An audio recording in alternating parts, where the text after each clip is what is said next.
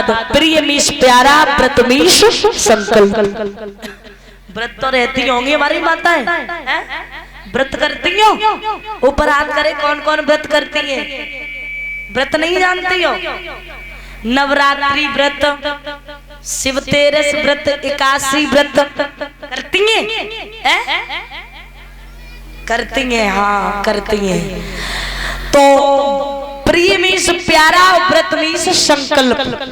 प्रिय व्रत जो थे एक दिन शिकार खेलने के लिए पहुंचे वन में। इन्होंने एक हिरन हिरनी का जोड़ा देखा। इन्होंने बाण चलाया, वो हिरन और हिरनी खत्म हो गए। देवर्षि नारद ने देखा और जवाब दिया, सुनो, अगर तुम किसी जीव को प्राण दान नहीं दे सकते हो तो तुम्हारा ये भी हक नहीं है कि तुम उसे बाण का प्रहार करो, उसे मारो। अगर तुमने इन पे बाण का प्रहार कर दिया, अब इन्हें जीवित कर सकते हो? बोले नहीं कर सकते। अरे अगर जीवित नहीं कर सकते हो तो मार क्यों दिया? ध्यान रखना। उसी समय महाराज आज प्रिय व्रत भगवान का भजन करने के लिए चले गए। उत्तानपाद जो है बहुत अच्छे राजा हैं। इनके घर में सुनीति नाम की पत्नी है। घर में स्वधन नीति यानी कि अच्छी नीति पे चलने वाली, अच्छे विचारों वाली। ध्यान देना।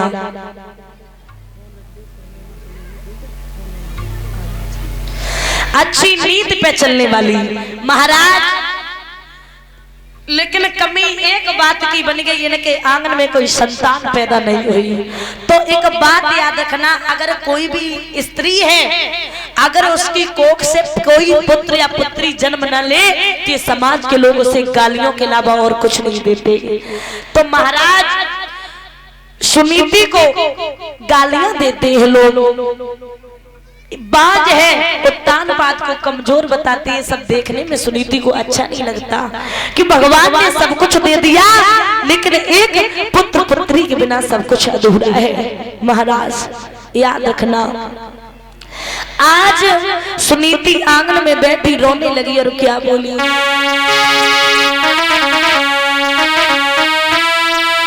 भारी रोया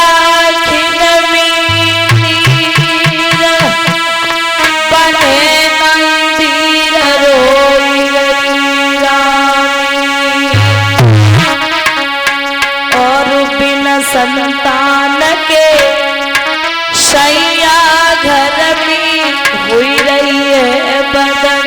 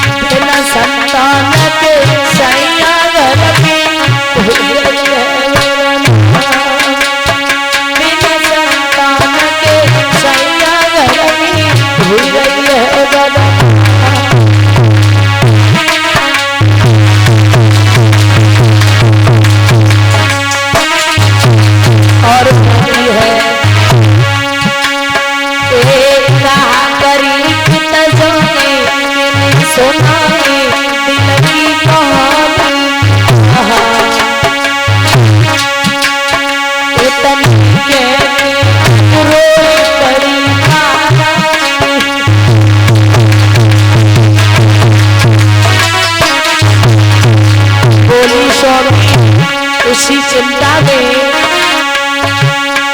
सब रात आती है।